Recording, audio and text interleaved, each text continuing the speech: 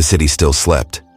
The marble streets of Rome lay under the hush of the early hours, shrouded in fog and silence. Torches flickered faintly against the stone, their flames trembling like fragile thoughts before dawn. Somewhere beyond the palace walls, a single candle burned, and beside it, the emperor of the world was already awake. Marcus Aurelius did not rise to issue orders or to revel in his power. He rose to conquer something far greater than empires, himself. Before he conquered armies, he conquered his mind. Before he ruled millions, he ruled his impulses. Because he knew the first and fiercest battle of every day is not against the chaos outside, but against the comfort within. As Rome slept, Marcus faced the same enemy that still whispers to you each morning. That quiet voice saying, "Stay in bed. You deserve rest. You can start later." But the Stoic does not negotiate with weakness. He meets it head on. He once wrote, "You have power over your mind, not outside events. Realize this, and you will find strength." And in those few words lies a secret that outlived empires. The strength of a Stoic is not measured in victories won or thrones held. It is measured in the unseen moments, the ones when no one is watching, when you either rise or remain still. Marcus Aurelius understood that if a man cannot rule the first hour of his morning, he cannot rule the rest of his day. That is why at 4 in the morning, while others dreamed of glory, he prepared to face the darkness within.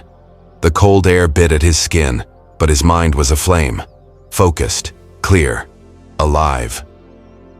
The Emperor of Rome stood not above men, but beside them, in the same human struggle between comfort and greatness, because comfort is the silent killer of ambition. It whispers softly, disguising itself as kindness. It tells you to rest when you should rise. It convinces you to delay when you should act. It gives you permission to waste another sunrise. But the Stoic knows, comfort is not your friend. It's your test. The war isn't against the world. It's against the part of you that fears effort, that resists change, that hides behind excuses. Every morning before the sun climbs the horizon, this war begins again, a private war that no one else can fight for you. So ask yourself, what if you could train your mind like Marcus Aurelius did? What if, for just 7 days, you could rewire your thoughts, your emotions, your entire being, not through motivation, but through mastery? Imagine waking each morning not as a slave to the alarm clock, but as a commander of your will. Imagine facing every discomfort, every doubt, every distraction, not with fear, but with calm certainty. The Stoics believed the dawn was sacred, not because of its beauty, but because of its potential. The moment before the world wakes is the moment when discipline is born, when your future self is forged, when your destiny quietly waits for your command. Marcus knew that what you do in the first hour of your day echoes through every hour that follows. The habits you build before sunrise decide the strength you carry long after it. That's why he trained his mind every morning, long before philosophy became a quote on the internet. For him, Stoicism wasn't a theory. It was a weapon, a way to sharpen the soul against chaos, fear, and desire. And now, 2,000 years later, that same weapon can be forged within you. This is not a story about an emperor. It's about the empire inside you, the empire of your mind, your discipline, your spirit. And like Rome, it can only stand if it's built brick by brick, morning by morning. Over the next 10 habits, you will learn how to command that empire. Not by chasing motivation, not by seeking comfort, but by building unshakable discipline through action, through 10 Stoic rituals that shaped the greatest minds in history and can reshape yours. Each habit you'll learn in this journey is a blade, a weapon against weakness, fear, and the endless distractions that drain your strength. You'll learn to wake before the world does, to embrace discomfort, to write with purpose, to defend your focus, to speak your creed, to move with intention, to feed your mind, to face loss, to feel gratitude, and to return to silence. 10 mornings, 10 practices, 1 transformation. This is not motivation, this is reprogramming. The rewiring of your mind into something resilient, disciplined, and free. So take a breath. Look at the horizon. and prepare to meet the enemy within. Because when you rise before the sun, you don't just wake up earlier. You rise above who you were yesterday. And that, as Marcus knew, is how empires and men are truly built. If you're walking the Stoic path with us, stay till the end, because each habit ahead is a weapon forged for your mind. And if you find your reflection here, subscribe to True Stoic Way and rise with us. Your transformation begins now. Habit 1. Wake before the sun. Face the inner enemy.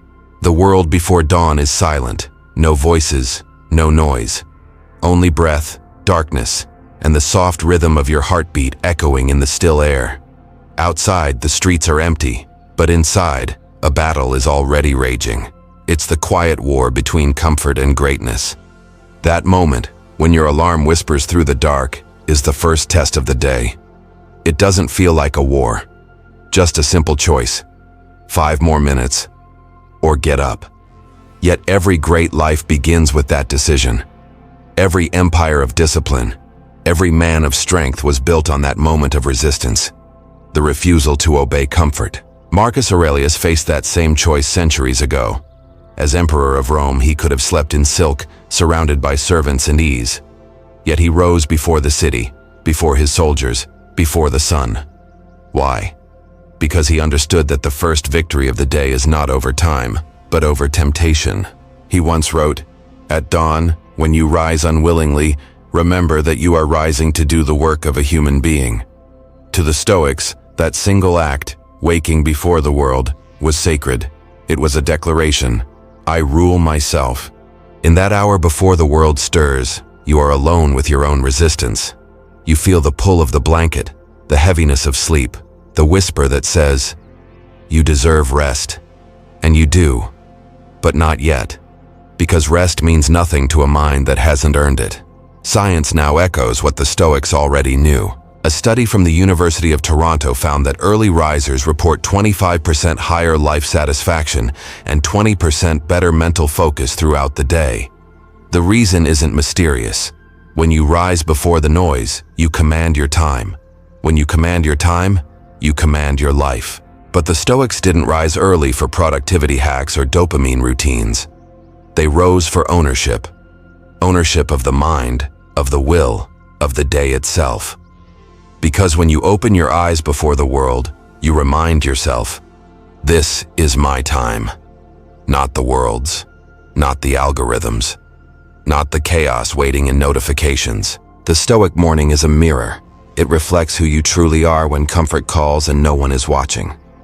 The man who conquers that hour is the man who can conquer any day. When you wake early, you're not just getting up. You're declaring war, not on sleep, but on weakness. Every second you resist the pull of comfort, you forge a deeper kind of freedom. Because discipline is freedom. And comfort? Comfort is a cage made of silk, soft enough to love, strong enough to trap you. Seneca wrote, "He who is brave is free." Freedom isn't found in doing what you want. It's found in doing what you must, especially when you don't want to. So when the alarm rings tomorrow, don't think, move. Stand up, breathe deeply, feel the cold air on your skin. That resistance you feel, that's your enemy showing its face. Don't fight it with thoughts, fight it with action. Take 2 minutes to look toward the horizon. No phone, no music. Just you and the rising light. Whisper Marcus's words. I rise to do the work of a human being. And as you watch the first colors of dawn stretch across the sky, remember, this is your advantage. The world is still asleep. You are already awake. You are already winning. Athletes call this the gap hour. The silent space between distraction and dominance. The hour when you build momentum while everyone else is standing still. But to the Stoics, it was more than momentum. It was meaning. Each sunrise is a reminder that time is slipping through your fingers. And those who waste the morning waste their life. So tomorrow, when that voice in your head pleads for comfort, smile at it. Because that voice is your opponent, and every time you silence it, you grow stronger. Waking before the sun isn't about the clock. It's about character. It's not about how early you rise. It's about why you rise. You rise to sharpen your mind. You rise to command your day. You rise to build the fortress within. Because the dawn is not the beginning of the day. It's the proving ground of your soul. Every dawn is a chance to rebuild the empire within. And if this truth speaks to you, remember, you're already part of the brotherhood of the true Stoic way. Rise tomorrow before the world does, and let the silence remind you who you really are. Habit 2, cold exposure. Train discomfort. The moment cold water touches your skin, your mind screams for escape. It's a pure, ancient reflex, the body recoiling, the breath shortening, the heart pounding as if it's being hunted. Everything inside you demands warmth, comfort, safety. But that's exactly why you must stay. Because this isn't a test of temperature. It's a test of truth. When the cold hits you, every layer of comfort is stripped away. What's left is raw will, naked, trembling, and honest. You can't fake strength in cold water. The body reveals the mind. The Stoics understood this thousands of years ago. Seneca wrote, "We must be tested, for adversity reveals the soul." Marcus Aurelius faced the same chill on the Danube frontier, frost biting his hands, breath turning to smoke in the air. He did not retreat from the cold. He walked into it, knowing that the man who masters discomfort cannot be broken by it. To the Stoic, discomfort was sacred. It was the forge in which the mind was tempered. When others fled from pain, they entered it, not out of cruelty, but out of discipline. Because every man seeks warmth, but few seek wisdom, and wisdom is never found in comfort. Modern science now agrees. Researchers at the University of Cambridge discovered that just 30 seconds of cold exposure can increase dopamine levels by more than 250%.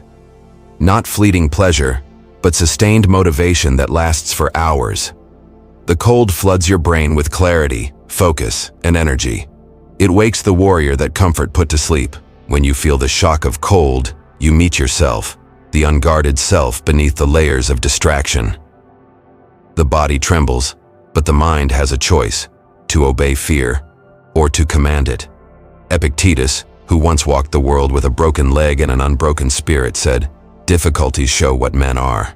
When you face the cold, you discover which part of you is in control. The weak voice that begs for ease, or the silent one that endures. You cannot control the storm, but you can become the calm inside it. That's the essence of Stoicism, not escaping chaos, but standing still within it. When the icy water wraps around you, you're not fighting it. You're learning to breathe through it, to stay composed when everything screams to run. And the beauty of it? You don't need rivers or frozen lakes. You only need your shower. Tomorrow morning, take your normal shower. Feel the warmth, the comfort. Then at the end, turn the handle toward cold. The first second will sting. The mind will panic. The breath will catch. But don't flinch. Smile instead. Because this is your training ground. Start small. 15 seconds of cold. Then 30. Then 60. Stand tall. Breathe deep. 3 slow inhales through the nose. Long exhales through the mouth. Focus not on the water, but on the silence between each breath. This isn't about punishment. It's about preparation. Each second you endure strengthens your threshold for life's chaos, for rejection, for loss, for uncertainty. Because if you can stay calm in the cold, you can stay calm in the storm. Marcus Aurelius didn't seek suffering. He sought strength. The Stoic knows that pain, when faced willingly, transforms.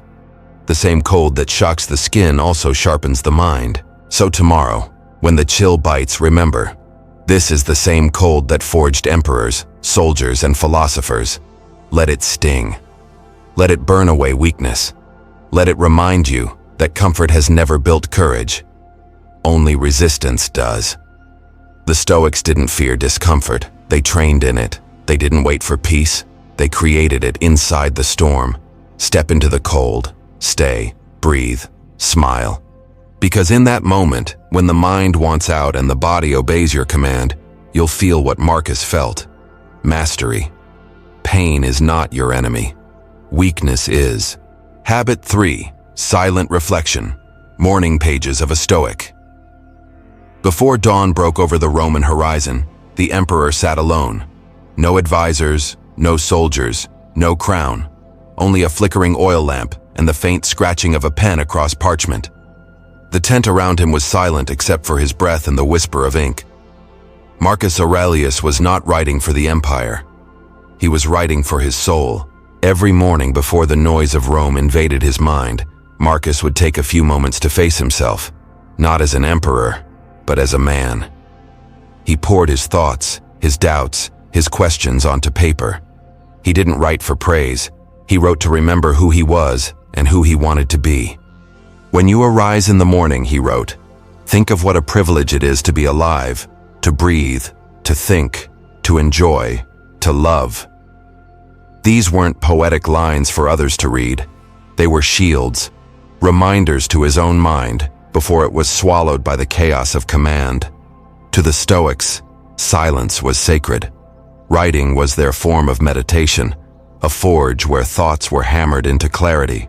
In the stillness of morning, Marcus turned confusion into understanding, fear into focus, emotion into order. Because when your thoughts remain trapped inside, they rule you. But when you write them down, you rule them. Modern science now confirms this ancient truth. A study from the University of Texas found that people who journal their thoughts for just 15 minutes each morning experience a 40% decrease in stress and a sharp increase in problem-solving ability throughout the day. Why? Because writing externalizes chaos. It transforms swirling emotion into language, something you can see, study, and master. To write is to step outside the storm and observe it. So tomorrow, before you reach for your phone, reach for a notebook. Sit in silence, even for 5 minutes. Let the room be still. Feel your mind settle like dust in calm water. Then ask yourself 3 questions. What do I fear today? What can I control today? What would the wise do? Write whatever comes, without judgment, without filter. Your goal isn't perfection, it's presence. Let your hand move faster than your doubts. Let the page absorb what your mind has carried for too long. Seneca once wrote, "We suffer more in imagination than in reality."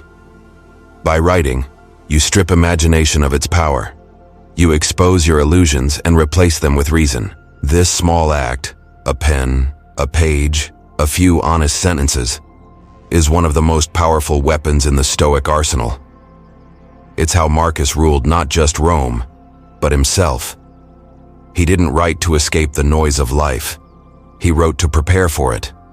Because clarity is not something you find in silence. It's something you create there. Each morning, as the world rushes to speak, choose instead to listen to your own thoughts, to your own fears, to your own truth. In that quiet moment, the noise fades and something else appears. A steady voice within you that has always been there, waiting to be heard. When you finish writing, close the notebook. Leave your worries on the page. Step into the day lighter, calmer, clearer. You'll begin to understand what Marcus understood, that peace does not come from escaping life, but from understanding it. So before you speak to the world, speak to yourself. Before you face the storm, write in the stillness, and you will find what every Stoic sought: a mind disciplined, a soul steady, and a heart that no chaos can shake. Habit 4. No input. First hour, guard the gates of the mind. The first thing most people touch each morning is not the floor, it's their phone. Before their feet meet the ground, their mind is already consumed. Notifications flood in like invaders breaching the walls of a sleeping city. Messages, headlines, likes, noise. And within seconds, their thoughts are no longer their own. Marcus Aurelius warned of this centuries ago. The things you think about determine the quality of your mind. Your soul takes on the color of your thoughts. That single sentence is both a warning and a weapon, because the first image you see, the first voice you hear, the first piece of information you consume in the morning, it doesn't just enter your mind, it programs it. Modern neuroscience proves what the Stoics practiced. Researchers at Stanford University found that the brain's prefrontal cortex, the region responsible for focus, decision-making, and emotional control, is most vulnerable to distraction in the first hour after waking. Whatever you feed it in that hour shapes your state for the next 12. So if the first thing you consume is chaos, you carry chaos all day. If the first thing you consume is stillness, you carry stillness. Marcus didn't have a smartphone, but he fought the same battle, the battle of attention. Every morning, he reminded himself that his mind was his fortress, and only he could decide who entered its gates. Imagine your thoughts as a castle at dawn. The gates are opening. Outside waits a crowd, news, gossip, comparison, noise. Who do you allow in first? Wisdom or distraction? If you let the noise rush through, you've already lost your morning. That's why the Stoics trained to guard their mind with ritual and silence. They didn't allow the world to enter before they had fortified themselves from within. Here's your practice. For the first 60 minutes after waking, consume nothing. No phone, no emails, no messages, no news. Instead, spend that hour creating, not consuming. Move your body, write your reflections. Read one Stoic passage. Drink water with awareness. Plan your day with intention. Let your mind awaken naturally, not to the demands of the world, but to the direction of your will. You'll notice something powerful after just a few days. The fog in your thoughts begins to clear. Your anxiety quiets. Your focus sharpens. The voice that was drowned out by endless noise begins to return. Your own voice. Seneca said, "To be everywhere is to be nowhere." And that's exactly what modern life has become. An endless scattering of the self across screens and notifications. But to be nowhere is to lose yourself. To be still is to reclaim yourself. When you finally check your phone after an hour of silence, you'll do it from strength, not from addiction. You'll no longer open it searching for meaning, because you've already created meaning before the world even woke. The Stoic doesn't reject the world. He simply meets it on his own terms. He guards the gates of his mind so he can choose what enters, what stays, and what leaves. Because every fortress falls not from external attack, but from the gate left open. So tomorrow morning, before you open your phone, open your eyes to the stillness around you. Listen to the quiet, breathe, and remember, focus is freedom. Guard the gates, protect the morning. Rule your mind, or the world will rule it for you. If this discipline speaks to you, keep walking with us. True Stoic way is not a channel. It's a daily training ground for the mind. Habit 5. Stoic affirmations. The warrior's creed. Every warrior has a creed. A few simple words that guide him when fear whispers and doubt clouds his vision. For Marcus Aurelius, those words were carved not into marble, but into his soul. You have power over your mind, not outside events. Realize this, and you will find strength. To him, affirmations were not empty self-help slogans. They were armor, forged in discipline and tempered in truth. Today, the word affirmation sounds weak. People imagine someone standing before a mirror, shouting promises they don't believe. But that's not the Stoic way. The Stoics didn't use words to escape reality. They used them to face it, and to bend it. Because what you repeat, you become. Your words shape your thoughts. Your thoughts shape your actions. Your actions carve your destiny. The mind listens to every word you feed it, and over time, it believes you. Modern science has caught up with this ancient wisdom. Researchers at Carnegie Mellon University discovered that repeating self-aligned positive statements activates the brain's ventromedial prefrontal cortex, the region responsible for self-identity and motivation. In other words, when you declare strength, your brain begins to wire itself for strength. When you declare control, it builds the neural circuits of control. The Stoics didn't know the term neuroplasticity, but they lived it daily. Epictetus said, "It's not what happens to you, but how you react to it that matters." That isn't a quote. It's a code, the mental software of a mind that refuses to break. Marcus Aurelius repeated his creed in the face of war, betrayal, illness, and death. Each time, the words grew stronger, sharper, truer, until they became instinct. He didn't wait for peace to speak calmly. He spoke calmly to create peace. Your affirmations are the same. They are your weapons, not against the world, but against your weakness. So here's your morning practice. Stand tall. Feet grounded, shoulders back, eyes open. Breathe deeply. 4 seconds in through the nose, 4 seconds out through the mouth. Then speak slowly, with conviction, like a man giving orders to his own soul. I control my mind, not the world. Obstacles strengthen me. Discomfort is my teacher. No emotion rules me. I rule myself. Say it once, twice again, not to convince yourself, but to remind yourself. You are not trying to create something new. You are awakening what was already there, the warrior within. Each word is a spark. Each repetition is fire. And over time, those fires forge resilience. You'll notice something subtle after a week of this practice. When frustration strikes, your first thought will no longer be, why me? It will be, test me. When obstacles appear, your body will tense, but your mind will stay calm. Because you've trained it to obey. That is the secret of Stoic affirmations.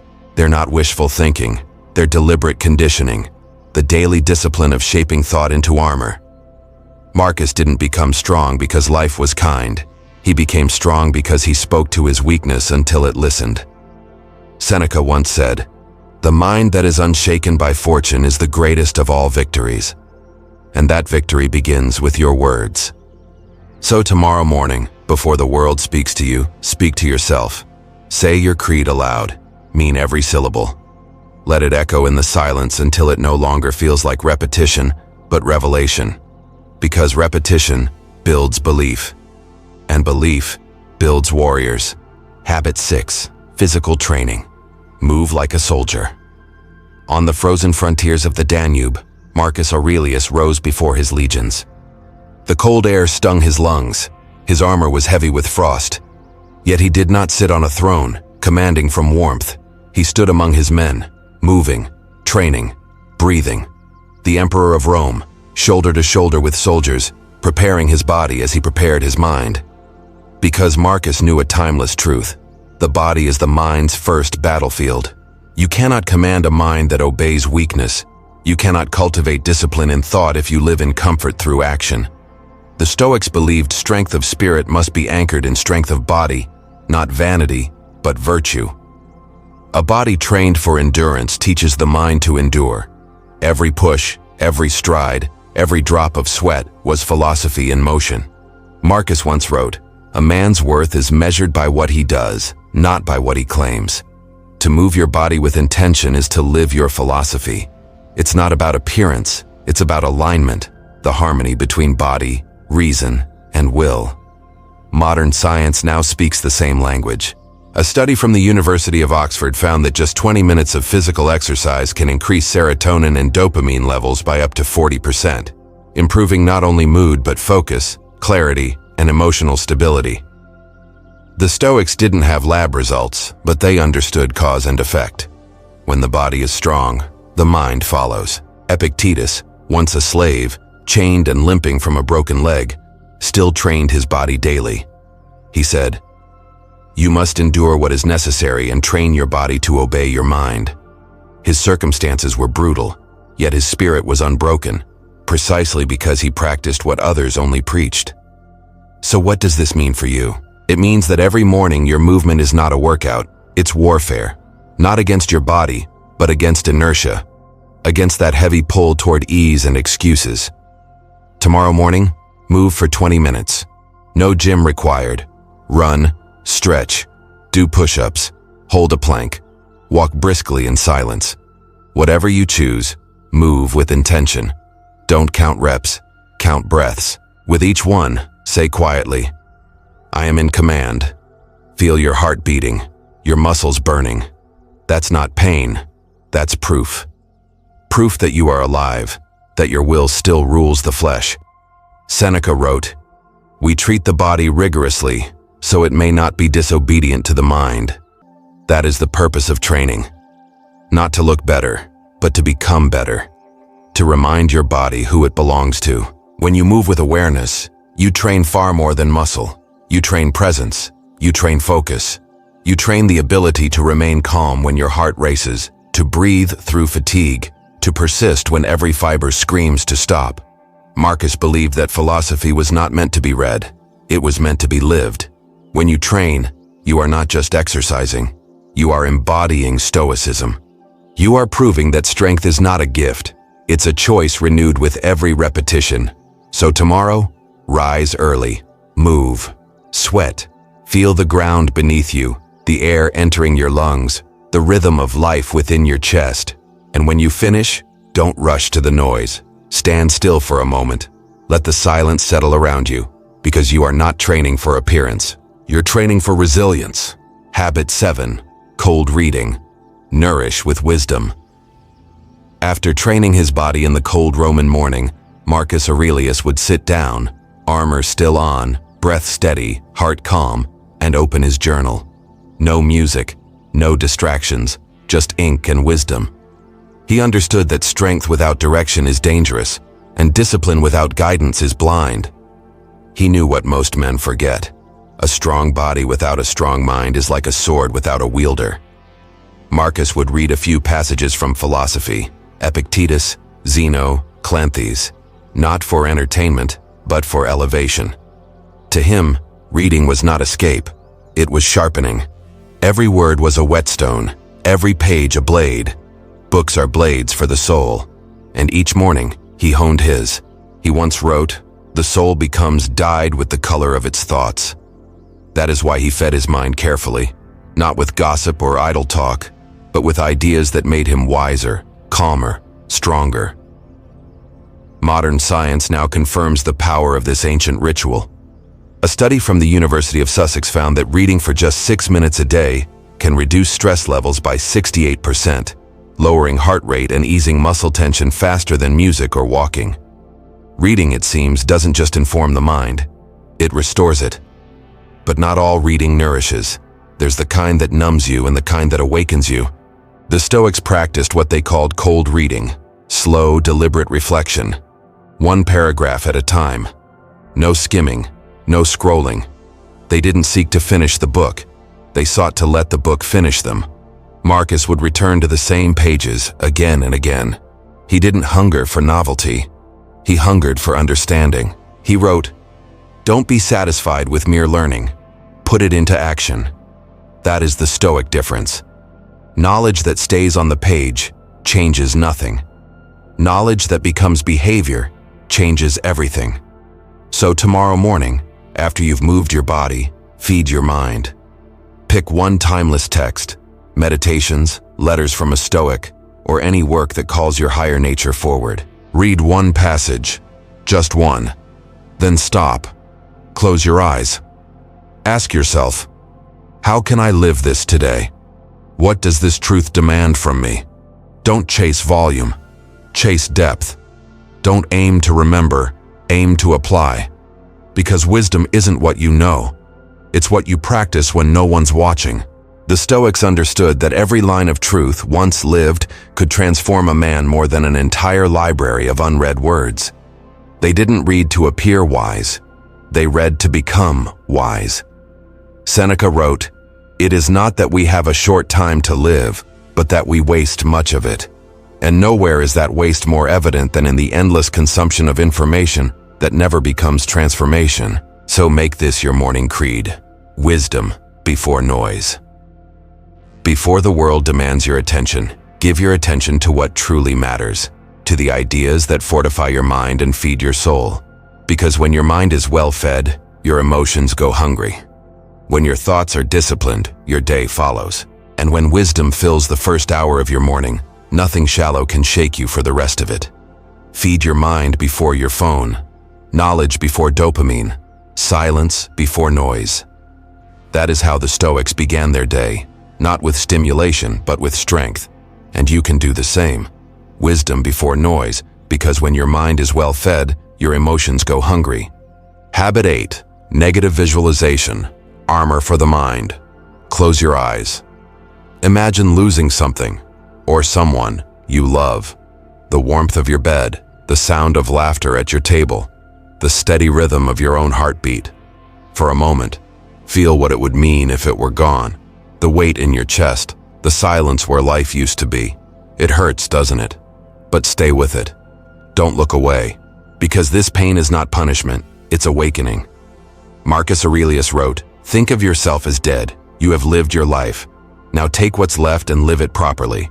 He didn't mean despair, he meant clarity. When you imagine loss, you strip life of illusion. You begin to see it as it truly is. Temporary, precious, fragile, sacred. The Stoics called this practice premeditatio malorum, the premeditation of misfortune. They would visualize loss not to dwell in sadness, but to prepare the soul for life's inevitable storms. Seneca wrote, "He robs present ills of their power who has perceived their coming beforehand." To foresee loss is to weaken its sting. To imagine it is to disarm fear. Modern psychology now echoes this wisdom. Researchers at the University of California found that individuals who mentally rehearse negative events display greater emotional stability and faster recovery when real adversity strikes. Why? Because the mind has already walked that terrain. It no longer fears it. The Stoics practiced this daily. Marcus faced death constantly. Soldiers falling beside him, plagues ravaging Rome, his own children buried before their time. Yet he did not curse life. He thanked it. Because by accepting loss in thought, he learned to cherish presence in reality. When you confront loss in your imagination, something miraculous happens. Fear loses its grip. Gratitude takes its place. You stop clinging to what might vanish and start appreciating what still remains. Here's your practice. Each morning, close your eyes for 2 minutes.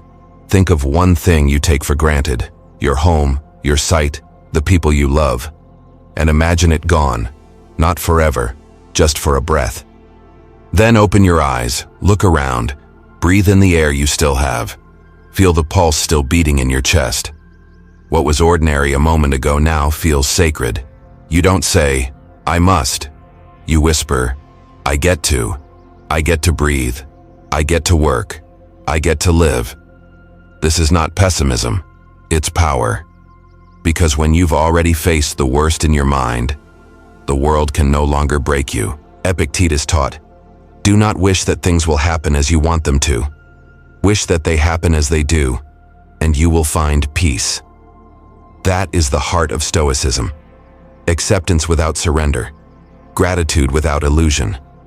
Negative visualization doesn't teach you to fear life. It teaches you to value it, to love more deeply, to act with urgency, to hold people a little closer and speak with more kindness, because now you truly understand how fleeting everything is.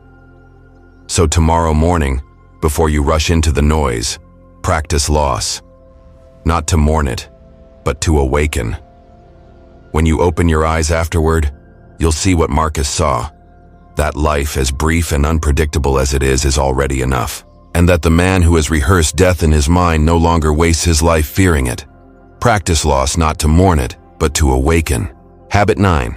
Gratitude Ritual. Remember what's enough. After you've imagined loss, something inside you changes. The noise of desire softens. The heart steadies. The smallest things, a breath, a sunrise, a familiar voice, begin to feel like miracles. That's when the Stoics practice their next ritual, gratitude. Marcus Aurelius would often close his morning reflections with one simple truth.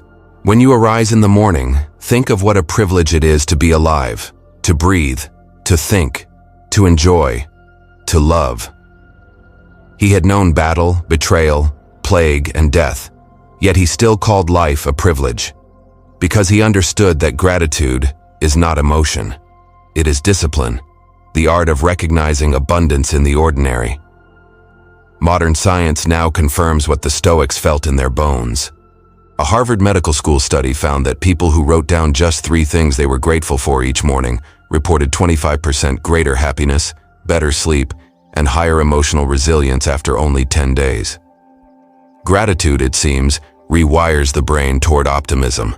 But the Stoic version of gratitude is different from what you see on posters or self-help pages. It's not forced positivity. It's not pretending everything is perfect. It's acknowledging impermanence and giving thanks because nothing lasts forever. When you realize how easily everything can disappear, every small thing becomes holy. So here's your practice. After you wake, before the world intrudes, Take a notebook. Write down 3 things you are grateful for. Not what you wish you had, what you already have. They don't need to be grand. In fact, they shouldn't be. The warmth of your bed, the strength of your hands, the chance to begin again. As you write, don't just list, feel. Connect each with a memory or emotion. The friend who stayed when others left. The sunrise you almost missed but didn't. The body that still carries you through another day. Because gratitude without emotion is memory, but gratitude with emotion becomes presence. Marcus found peace not by owning more, but by needing less. Seneca wrote, "No one is poor who can see what he already has."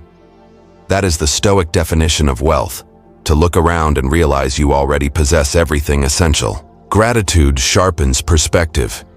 It dissolves envy, weakens anger, and quiets the hunger for more. When you focus on what you have, what's missing loses its power. Every morning you practice gratitude. You build a shield against dissatisfaction. You remind your mind that peace was never hiding in the next achievement. It's been sitting silently in the life you already live. So tomorrow morning, before you drink your coffee or scroll your screen, pause. Look at your hands. They move. Listen to your breath. It flows. Feel your heartbeat. It endures. You've already won more battles than you realize. You woke up. You're still here. And that alone is enough reason to give thanks. In a world chasing more, the Stoic finds peace in enough. Because enough isn't a number, it's a realization. The realization that this moment, right now, is already more than most will ever have. So write your gratitude, whisper it, live it. And as you do, you'll find that gratitude doesn't just make you happier, it makes you unbreakable. Because no storm can steal what you've already learned to appreciate. In a world chasing more, the Stoic finds peace in enough. Habit 10. Moment of stillness. Return to the present. When the battles of the morning were done, after the writing, the movement, the reflection, Marcus Aurelius would sit. No pen, no words, no action, just breath. In the middle of his war tent, surrounded by the chaos of empire, the emperor would close his eyes and return to silence. He had commanded armies and ruled millions, yet he still understood something most men never learn. Stillness is not escape, it's mastery. It is the art of being unmoved in a world that never stops moving. The strength to hold peace not because the world is quiet, but because you are. Marcus wrote, "Nowhere can man find a quieter or more untroubled retreat than in his own soul." That retreat was not isolation, it was power. It was the ability to face storms without drowning in them. We live in an age that worships motion, every second filled, every silence smothered, every thought interrupted by a screen. And yet, beneath all the noise, there is a hunger, a longing to return to something ancient, something steady, something still. Modern science confirms why this longing matters. Researchers at Harvard University found that just 10 minutes of intentional stillness, simple mindfulness, can decrease cortisol levels by 27%, increase gray matter in the prefrontal cortex, and improve emotional regulation. In short, stillness strengthens both mind and brain. The Stoics didn't need data. They lived this truth. They meditated not to escape life, but to engage with it more clearly. When they sat in silence, they weren't retreating from the world. They were preparing to meet it without panic, without noise, without ego. Here's your practice. After all your morning rituals, after the cold, the writing, the training, the gratitude, sit down. 5 minutes. No sound, no scrolling, no music, just breath.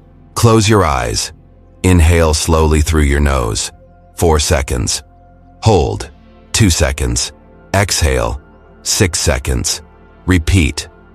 Observe your thoughts like waves passing through the ocean of your mind.